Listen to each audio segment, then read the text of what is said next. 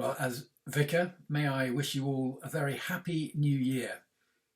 And I use those words defiantly and deliberately.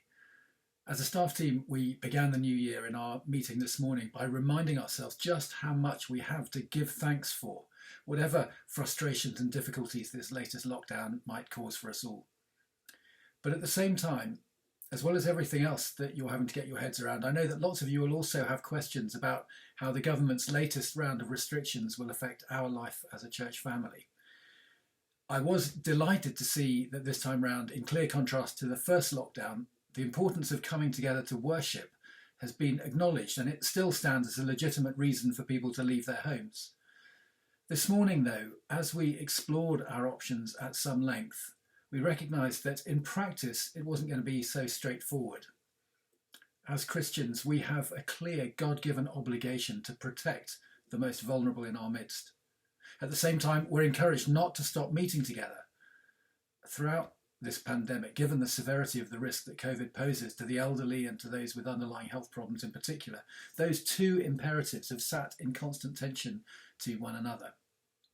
Right now, though, in the face of rapidly rising COVID rates and with hospitals under huge pressure as they struggle to cope with COVID-related admissions, while the rest of the country has to make considerable further collective sacrifices, we feel that our gospel witness would be undermined if we were just to carry on over the coming weeks as if nothing had changed.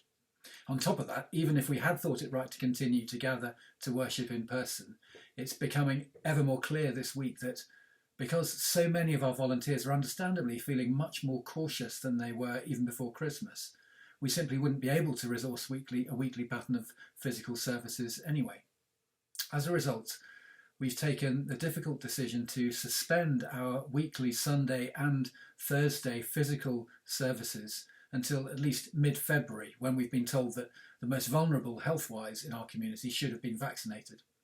In the meantime, we will return to our virtual or online services.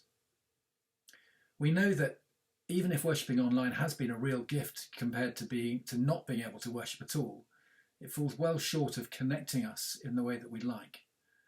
Our Sunday Zoom coffee half hour at 10 o'clock is one small way that people have enjoyed being able to chat and see one another in past weeks. So we'll be doing that every week again. And if you've not joined us before, please do come along. We'd love to see you. Becca and Joel with their teams will, of course, pull out all the stops again to ensure that we do everything possible to engage our children and young people, hopefully better even than we managed last year. And we'll be constantly reviewing what we're doing. So please keep that feedback flooding in. And then pastorally, we don't want anyone to slip through the net. So if you or anyone else that you know could do with a call or a helping hand, please let Yvonne know on their church office number. Equally, we're under no illusion that the needs across our wider community will only increase again. So we'll be continuing to deliver food and other essentials through the branch. Again, please get in touch if you know someone who needs that kind of help. And we'll also be looking carefully at everything else that we can still do safely in the way of support groups for the most socially or emotionally vulnerable. None of us wanted 2021 to start this way, but there is no greater privilege than being able to serve people as we live out God's love together.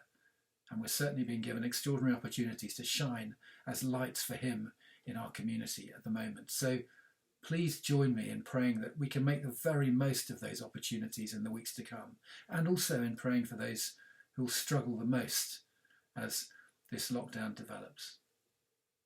As Christmas reminded us so powerfully, God is with us, Emmanuel. And when our God is with us, nothing can stand against. That's why whatever else it might bring, we can still expect 2021 to bring joy. So again, Happy New Year.